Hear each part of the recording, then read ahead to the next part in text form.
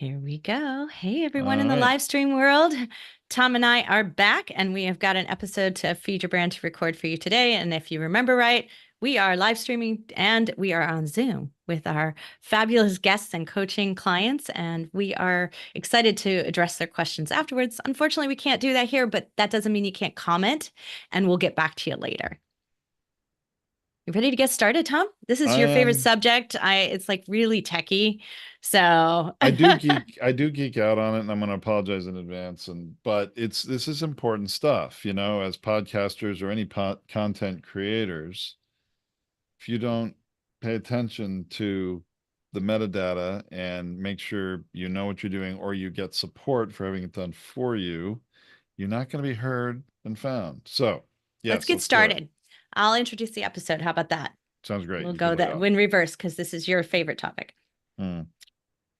Hey everyone, welcome to Feed Your Brand. I'm Tracy Hazard, and along with my co-host Tom Hazard, we are going to talk about a really detailed, techie subject, but I think it is so important. We call it unlocking the secret to your content, right?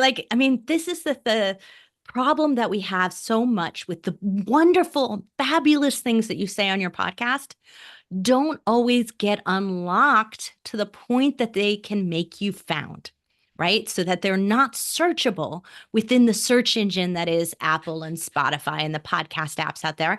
And many of you are not producing blogs that correspond with your podcast episodes. And when you don't do that, you have no other digital footprint for that episode for you to be found as well. We find this goes like all the way up the more I'm going to say like the bigger celebrity shows, the less actual digital unlocking they have. And I find that really interesting. Don't you, Tom? Like, this is just to me a shocker.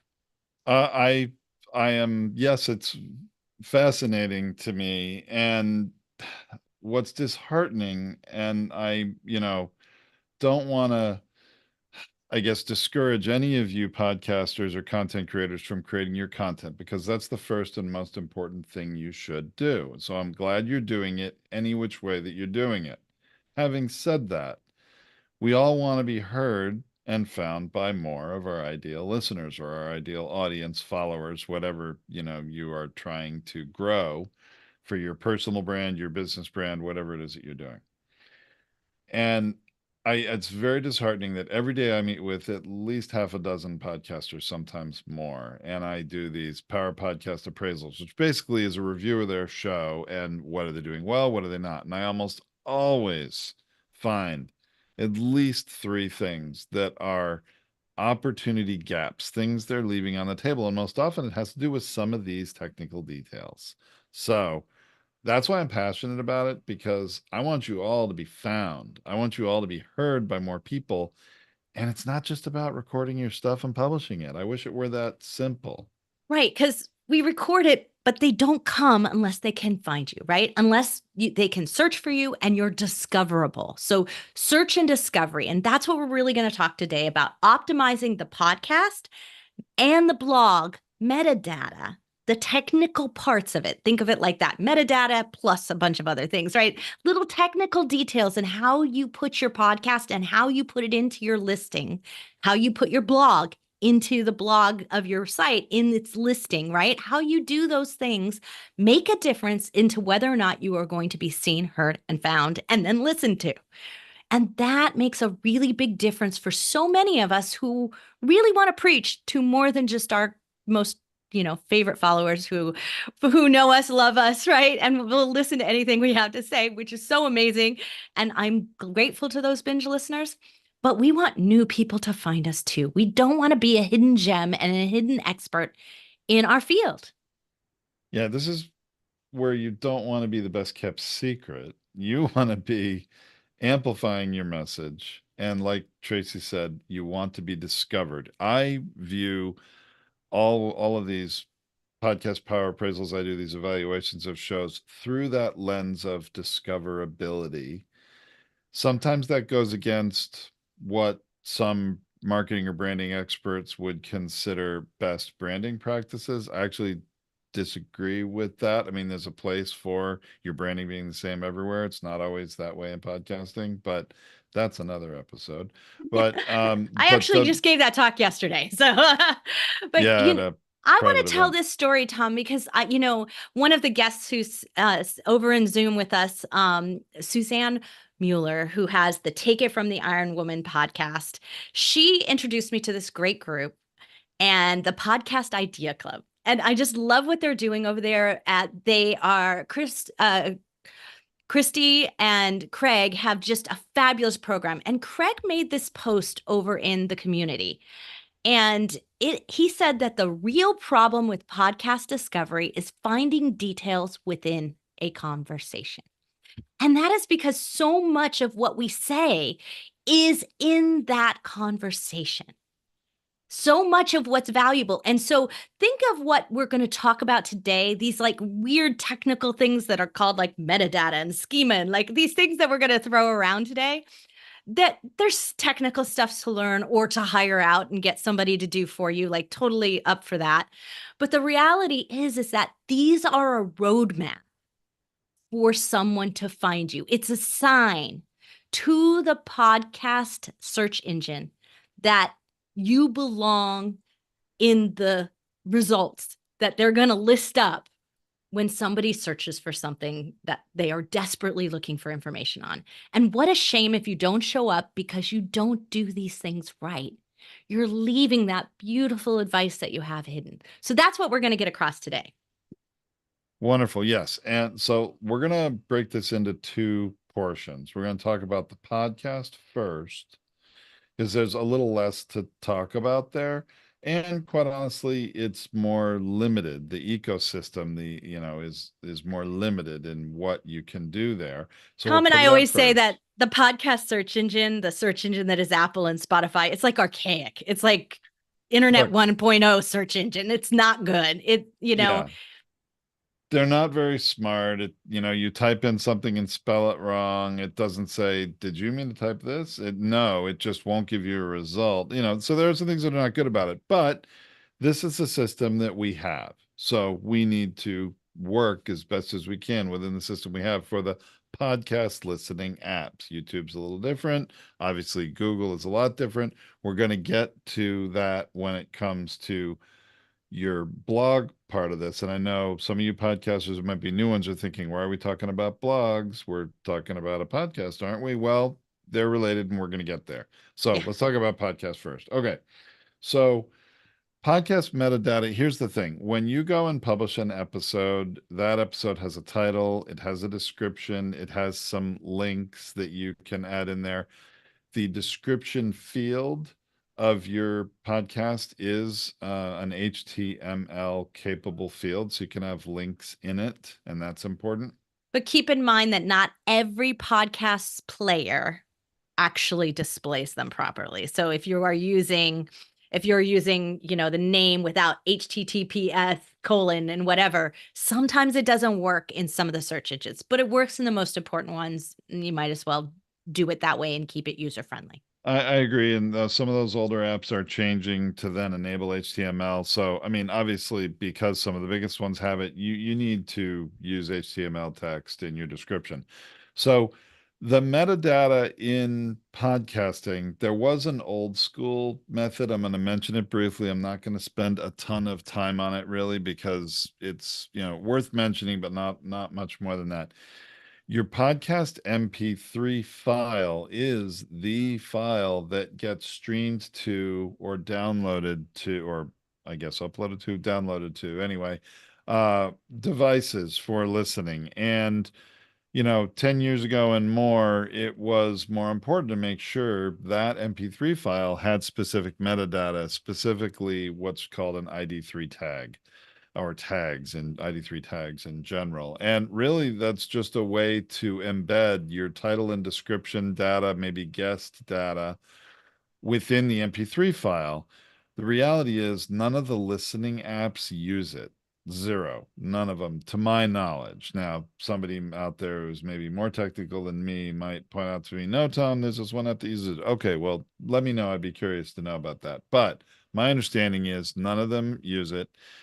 The only time it would be used if someone downloads your MP3 file to their device separately out of not in a listening app. If you allow people to do that, then that MP3 file itself can have that kind of tag data within it, which can have your cover art in it, your title, your description, info about the guest, but that's about it. Now, the reality is modern listening apps don't use it, and your entire episode listing, your episode that's published, has a title, has a description, has episode artwork.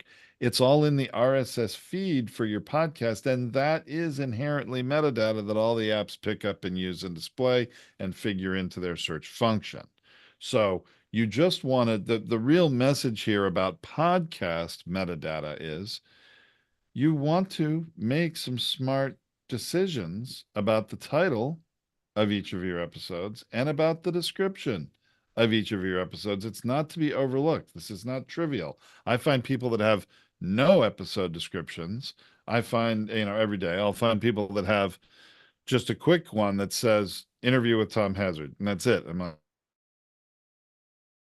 like, really? That's what you put for description? Or the title is also just very basic. These are opportunities for you to have more meaningful titles relevant to the topic that's discussed and meaningful descriptions that are going to have your episodes come up in search within the podcast apps.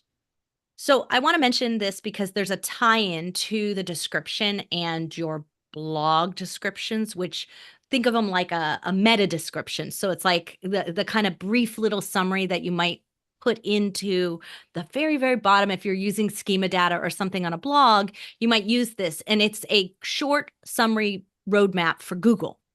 It's the same thing here. So your first 150 to 160 characters are the most important part of that description of everything you're going to do, especially because you may want to copy and paste them into these other areas when you go to do your blogs. And so they're very valuable. So that, and it's also the part where in a lot of apps, it's all you see before it says read more. So you want to make sure that your first 150 and 160 characters are the most important and packed with some really important things. I cannot tell you, Tom sees them all the time with like nothing in them or just like a few words. But what I see all the time is repetition, wasted space in today's episode. How many times do we see that? And I will tell you that if you are using one of those AI tools, They almost 90% of always them do it. will do that. And I can tell which one you're using based on what it says at the very beginning of it. I can tell you're using a stock prompt to get that summary. So don't do that. You're wasting space. This needs to be compelling, intriguing, not just to the bot, which we want for the search summary, but also to the humans who might be looking at that and going, "Oh, I definitely want to click that." So here are the three things that description needs to have that I really want you to remember, and this applies whether you're doing it in your podcast or you're going to do it in your blog. It is you need to know who your audience is. So like make sure you're directing this. When I do an episode for the Binge Factor, I am talking to podcasters who have already started a show. I am not talking to newbies. I am talking to people who have already started a show and are really trying to grow that. So my focus is on making sure that podcast hosts know that this episode is for them. Then the second part of what we want to do is we want to make sure that we're putting it in deep context to what this episode is giving someone. So if I listen to this, what's the payout? And when we do that, we are going to get to the third most critical important thing and that's our keywords. And we should have some kind of long tail keywords in the description portion of it, right? We might have a shorter one in our title, but our keywords, what we really are about, what somebody might type into that search engine, and we want to show up for as its primary focus of what we're talking about, what value we bring, and the audience related to that. All of those things, that's what should be in that very first 150 to 160 characters. What it should not be is a series of keywords. If you keyword cram it, you are going to alienate your audience and you're actually going to hurt yourself in the search engines in the long run. Because when you don't get clicked and you don't get listened to, they're just going to give up on you anyway. So, sidebar on keywords. You're right, Tracy. To plus what you're saying, keywords doesn't mean when I talk to people about keyword phrases, and they sometimes will provide a list of keywords, it's a whole bunch of single words that are separate single words meant to be viewed separately. You're never going to rank on a single word for anything, okay? When we say keywords, it's a bit of a misnomer actually in the whole industry for podcasting and in blogs. Keywords, what we mean are keyword phrases, combinations of words that make sense together, like Tracy said, that are not just crammed together because you want to squeeze all these different words into one thing so you can catch any one of them. No, they need to be related and long tail, like also Tracy said. Longer phrases actually will help you get found more than shorter phrases most of the time. And you can sort of be, one of the few people that has something that comes up in search for longer tail phrases. So you want to make them longer. And So the especially if phrases. you're talking about something really new and different in your industry. Mhm. Your keyword may not be something that is like, there's a lot of people out there who talk about doing keyword research and all of those other things. That doesn't always apply because it doesn't have a system in the podcast player apps. But what we're looking for here when we are tuning into a podcast is the latest, greatest information. So if it's something new, make sure that your keywords are reflecting that. So when we're thinking about these 150 character descriptions, think about it being engaging, accurate to what's being said or what the lesson is in there, because it is a first impression. It's the first impression that somebody's going to get about, am I in the right place? What should I do with this? It's also the first impression, and probably the only impression, with the exception of the title, that the search engine at the bot is going to get. But it is telling people that they're in the right place. It's telling Google where you belong. And it is telling Apple and Spotify and all of the podcast apps where you belong and where you should be served up. So keep that in mind when you're doing a description there. I think of descriptions like a leading paragraph when I used to write articles. And so when you think about leading, what am I trying to do? I am trying to get you to read the whole thing. I'm trying to get you to click and listen to the whole thing. That's simply its purpose.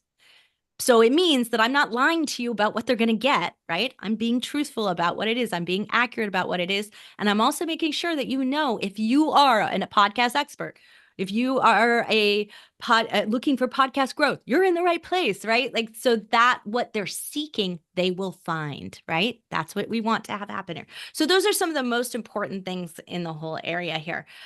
A couple of things I want to mention, Tom, based on ID3 tags.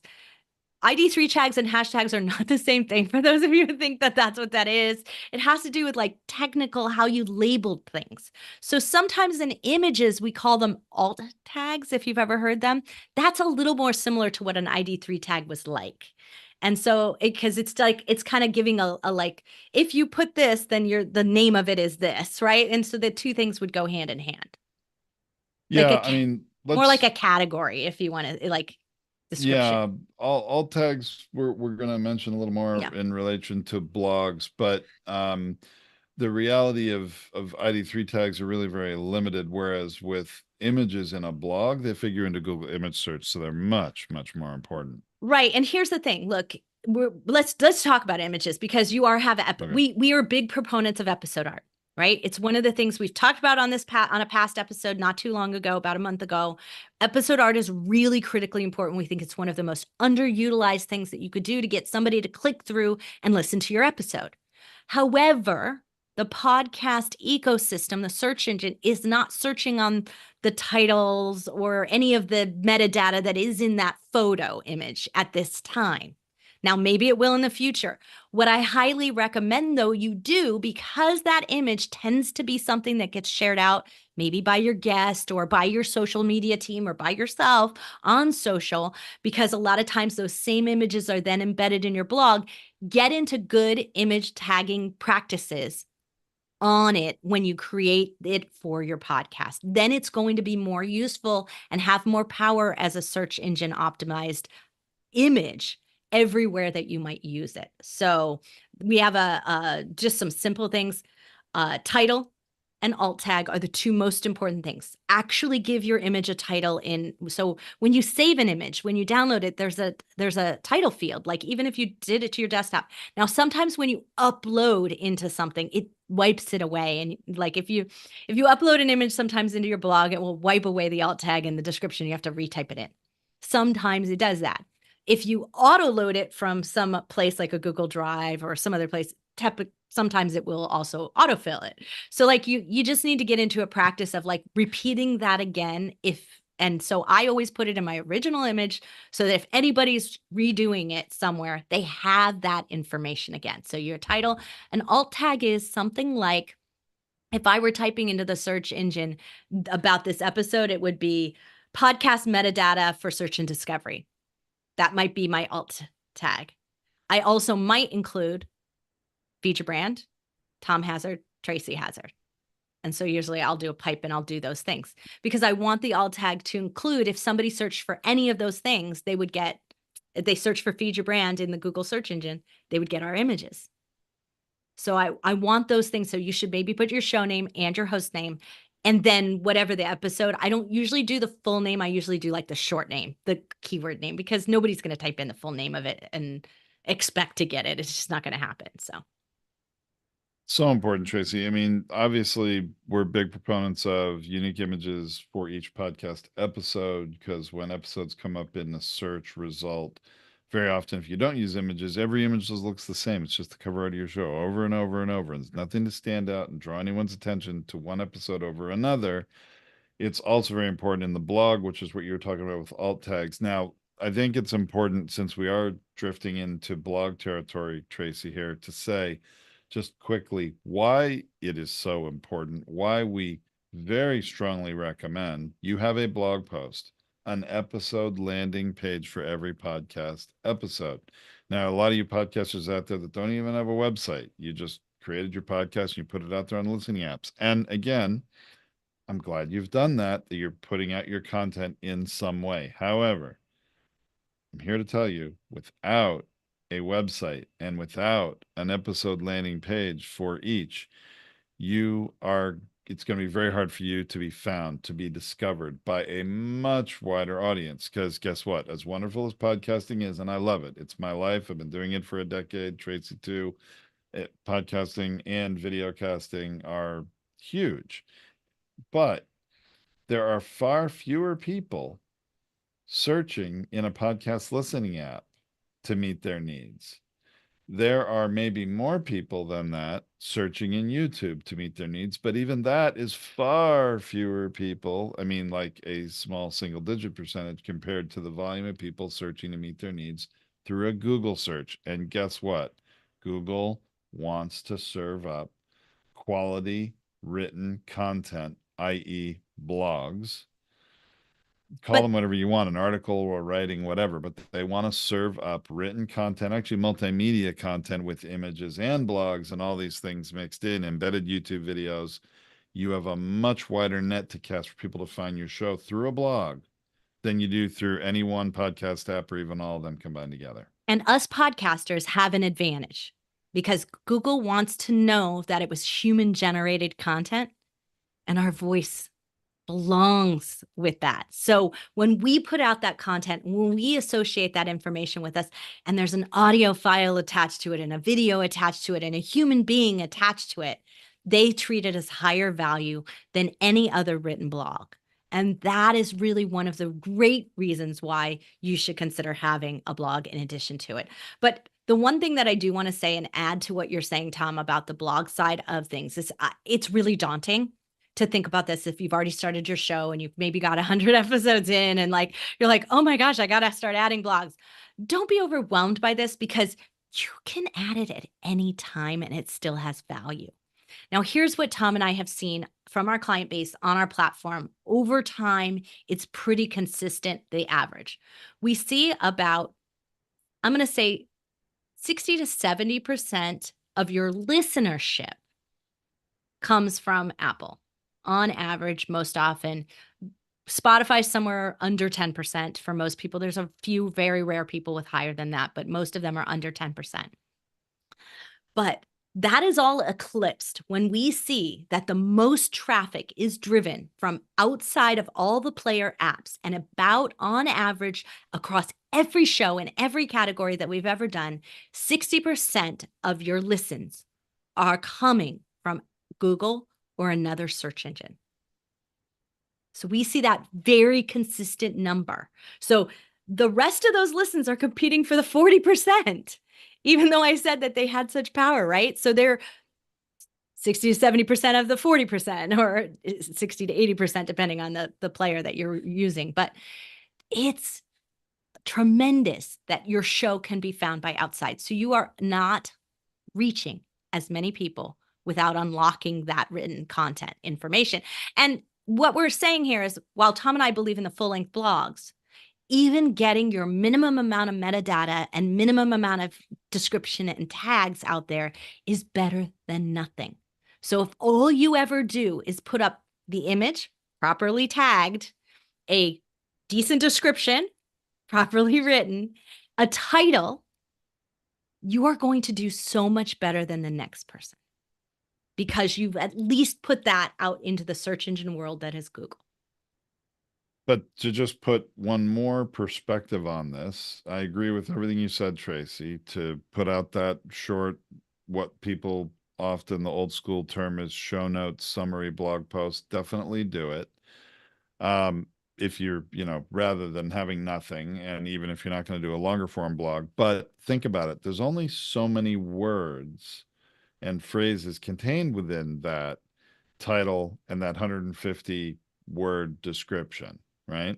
There's only so many words contained there. So there's only so much that post can rank on. Maybe you rank on 3, 4, 6, 8 phrases in Google search. That would be a lot, honestly, for that short a blog. We obviously are fans of the long form magazine page style, what we call verbal SEO blog post that unlocks everything that was said within the episode, or at least 90% of it usually. And I was actually surveying, I want to share this, Tracy, because I want to share some more numbers. I was surveying some of our customers' blogs, even for just written a year ago. So not things that have been out there for 6 or 7 years, although they are ranking on the first page of Google. A lot of those posts from 6 or 7 years ago. And we've talked about that in some past episodes. But even just recent episodes, a year old, was researching some for a customer that rank on over 80 keyword phrases, a single post. 80 keyword phrases, a blog post for a podcast episode. And usually, with the number of keyword phrases a page ranks on, we tend to see if a website is properly configured and in alignment with Google, that brings 2 to 3 times that number of unique visitors to the website over the course of a month. So you're talking about a lot of people that are going to organically find you. So if you're a podcaster out there, you've been doing this for a while, you've been doing it for 25 episodes, 50 episodes, something like that, and you're seeing your numbers. I actually just met with someone today before recording this that has about 20 episodes published. Their podcast, which I think should be a very popular topic, a lot of people be interested in, it's only gotten about 250 downloads total, not per episode, total in 20 plus episodes. And, if you're wondering why you're not being found, there's probably a good reason why. And it's some of these things we're talking about that are not in alignment for people to find you. And Yeah, and this was one of those. this is what I want to emphasize to all of you out there. A lot of you are getting feedback on your show that says, you've got a great show. I love your show. This content was so valuable. Thank you so much. And your listens are not showing it. Your listens are not in alignment with the value you're providing. And what a shame if it's just this technical stuff that you need to master, that you need to make sure and understand. So that's why we're bringing these things up. Not because we want this to like overwhelm you and complicate things, because we don't want it to hold you back. And once you master this, it's actually fairly easy. Like, this is some of the easy stuff. Tom and I use it in planning. Like, when we're planning these episodes for you, when we're planning our content here for you, we're thinking about how we're going to make that really easily searchable. We do, and How we we're going to look at make the title and we come up with an idea. All right, let's talk about this. We're like, all right, well, we can't call it that. We got to give it a really good searchable SEO title. So, we usually come up with two or three, and then, either morph it into one or choose the best one. And if you're not good at it, use AI. Like, I can't tell you how many times I'll be like, I think this is the title, but like, give me an SEO optimized version of this. And then I'm like, oh, that's perfect. It's just what I needed. And then sometimes it's not right. The next phrase on that I might add is, okay, now make it really suitable for a podcast host to be attracted to click on this episode. Right. So I tie it to my target audience as my next wave of how I refine those titles. And you're going to get to where you need to be. And you're going to be a lot farther along when you ask those questions in that way and you retitle things and you retag them and you rewrite your descriptions. When you do that, you're going to find that you're unlocking this. So again, podcasts and blogs are not so set in stone. When you've put out a social media post, you can't go back and edit it a year later and have it be worth anything. You got to make a new post. But with the podcast episodes, you can fix it because your RSS feed is so flexible. When you've got blogs, you can add them later. Once you've put them in place, I don't recommend seriously editing them unless you find they're already valuable. But if you had a short blog version, absolutely go in and make it a long one. So like you're tapping into that data. Don't make a new one. Go ahead and revise the one you have. But go ahead and do that because anytime after the fact, you're improving your searchability for that content you already created. You have not lost the value because you didn't do it to its full advantage at the beginning. You can always do it after the fact. That's not the case in social media. So take advantage of that in both your podcast feed and your blog feeds.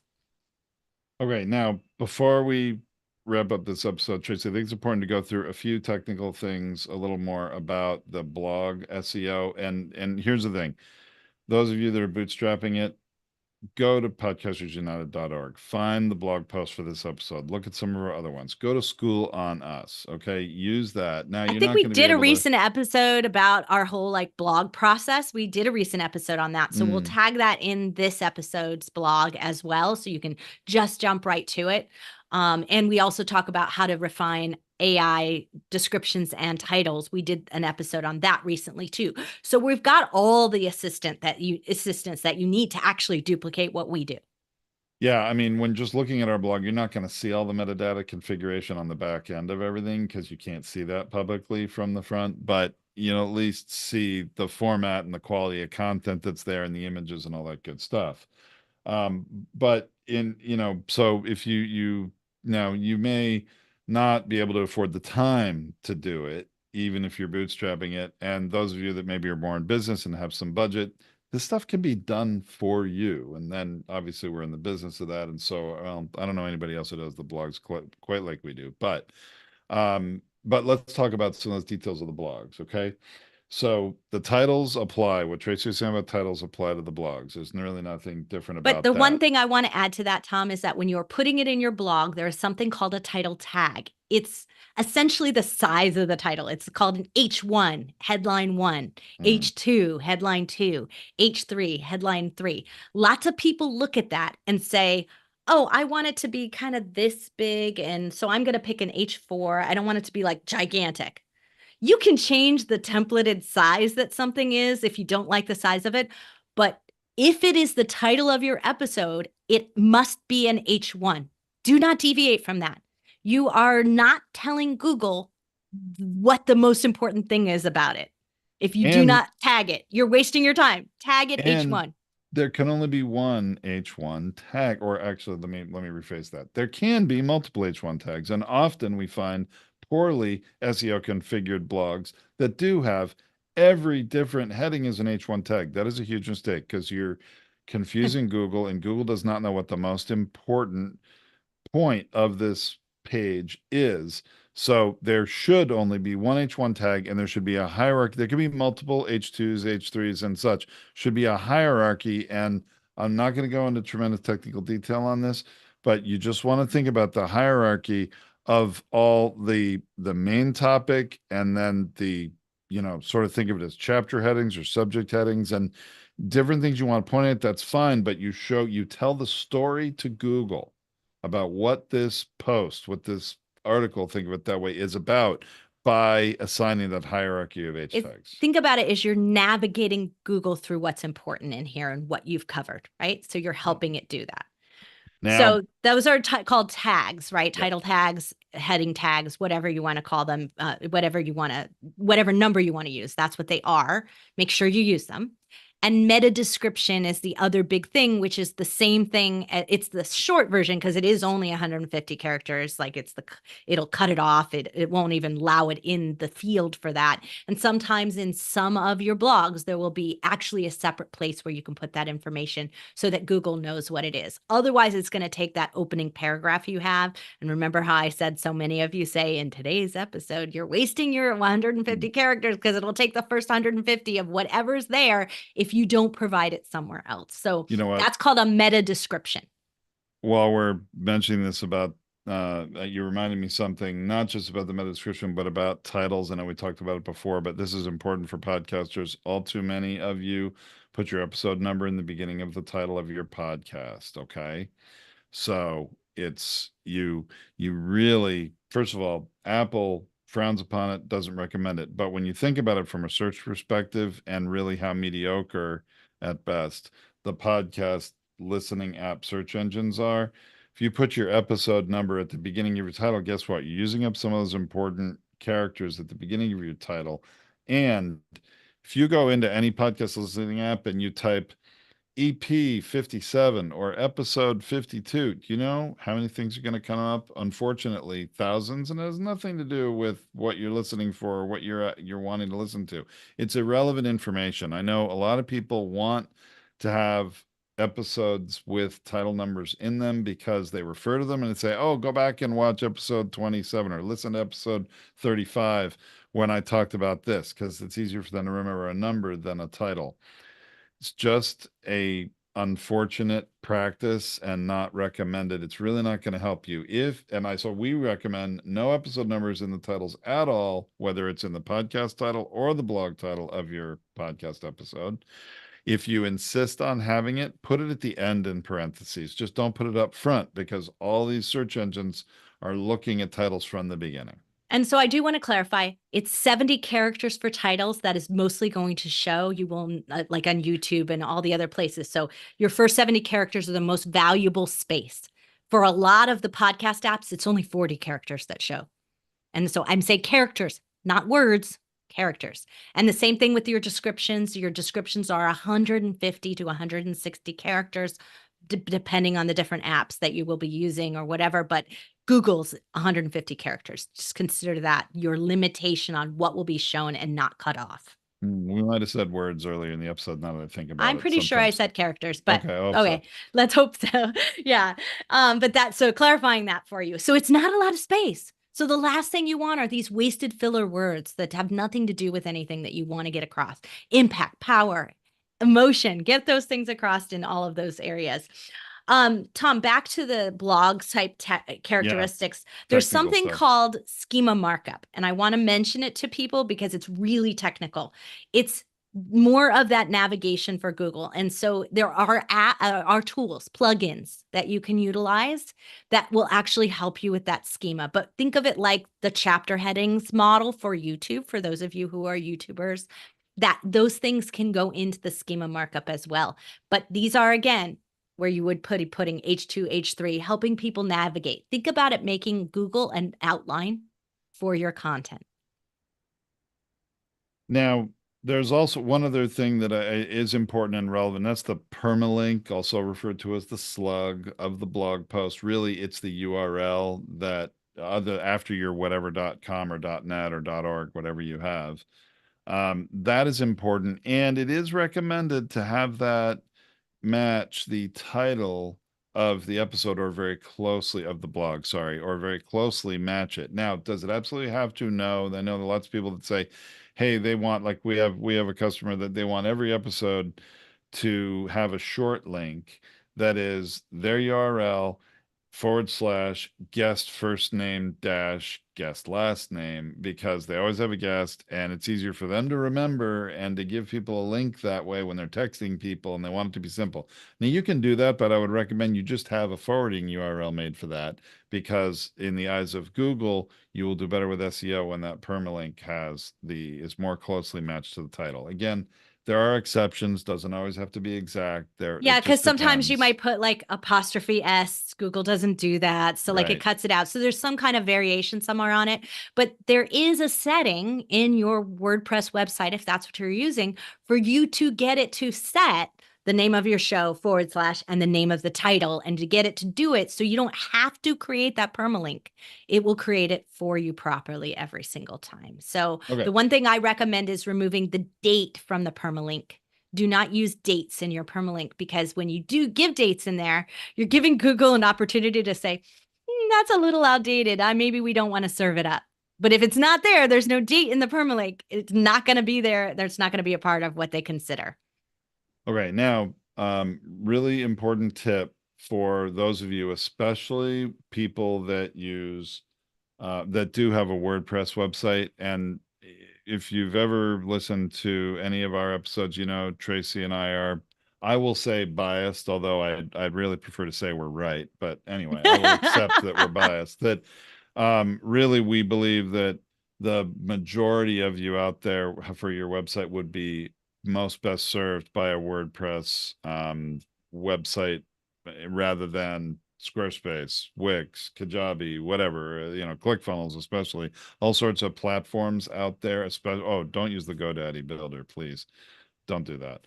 Anyway, the whole reason Or is, podcast websites. Hate that one. oh my goodness. Well, that one's kind of old now. Today it's like Podpage we see a lot of Pod people page. with. And Yeah. all these things are not as much in alignment with Google. We don't say this because we have anything to do with WordPress. We don't get any money from them. They're not We're advertising not even an here. I'm affiliate, just which we could be. We're I not. know, but it's just that more than half of the websites on the internet are WordPress, and there are some good reasons why. And one of them is how much they are in alignment with Google. And there are lots of tools that help you with these things. And here's the tip about, again, last little tip about blog metadata configuration. There are a couple of plugins, really good tools. The two most popular are Yoast SEO or All-in-One SEO, and they give you a roadmap and a reading of your post as you're creating it and saying, hey, hello, raising a red flag here, you should do this because that would be better for you. And you can get this, every post as far and as close to being perfectly optimized as you can on your own, just by following their lead. So that makes it really easy. And I want to make it clear, the free version is perfectly fine for most of you, especially Yep. in the beginning, until you really get into and decide to get more technical into understanding some of the other data and other pieces of information that the pro versions offer, which are still not very expensive. So I highly recommend starting with that. I think all-in-one SEO is probably I'm going to call it our newest, most preferred, where Yoast is still but Yoast I think is still a little easier They're to use. they're So look, it's like 6 and one half dozen of the other, like they're totally your both choice. they're both good. Even our SEO professionals that we work with, we've had Melanie Gorman on the show a few times this year. She will say, well, if you don't already have one on your website and you're not used to one already, then she would recommend all-in-one SEO. But she's also the first to say there's nothing wrong with Yoast. You can use that. I mean, the incremental difference is not enough to change everything you're doing, but just use one of them. And, although there are some other WordPress builders and themes that have something else built in, they might have something built into actually the form when you are editing or doing a quick edit of a post where you have metadata and keyword, fields, and you certainly can do that too.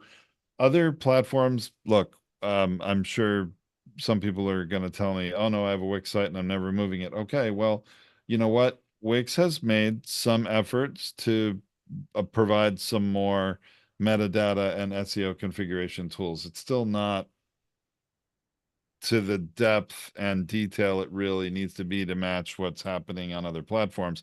And then most of the other platforms really just don't even care about SEO at all. And that's the unfortunate reality of those things. But So, as we close out this episode, the one thing that I do want to say to you, because reminder that obviously you're podcasters out there, right? And the podcast matters most to you, or you wouldn't be doing it, is that do not leave any field in your RSS feed unfilled out, right? It's there for a reason. Now, some of them are outdated. I get, we don't have that here in our Podetize app and what we utilize with people. But if you've got subtitles and some of those other things, they are outdated and no longer in use, right? So there are some of those in some of the older podcast RSS feed companies, the hosting companies out there, because they were built a long time ago. I would say Blueberry and Libsyn probably have the oldest, most outdated fields. So some of those are. But if they were there, if they are there, use them because you're missing out on providing that data. And there's so little data that the podcast search engine can use that you should be filling it out, using it to its maximum character count. Do it because it is the one thing that you can do to make sure that your podcast gets served up to the right people. all right, Tracy, I think that's a good place to wrap up this episode. It's been a long one. The technical ones tend to do that. I'm hope I didn't bore you too much. I do geek out on a little bit, but it's really more, it comes from a place of care and concern. Want you to be found and heard by the maximum number of people. This is the way to do it, or at least the recommended way to do it. There are lots of ways to do it, but our opinion is don't leave any stone unturned. Let's multicast our content into every format and put it out everywhere possible. Why would we do anything less? That's right. So, So we're going to be trying some new things on the show here. So I want you to keep listening. Make sure you're subscribed here to Feed Your Brand, especially if you've been watching this on the live stream. So make sure you subscribe to the episode. We're going to be doing some cool things and previewing our next episode coming up. So make sure and listen. Join us anywhere on social media at United We Pod and go to podcastersunited.org. Join us there. Sign up for our newsletter. We send one newsletter a week. We do not send you bunches of email. We definitely don't send you marketing stuff because we haven't gotten organized in any way, shape, or form. But there's this really cool AI newsletter on the other side. So please go ahead and go check it out. Podcastersunited.org. Thanks everyone for listening. I'm Tracy Hazard along with Tom Hazard, and we'll be back next week with another live stream and episode of Feed Your Brand. All right. Thanks, live stream community. We will be back for you next week.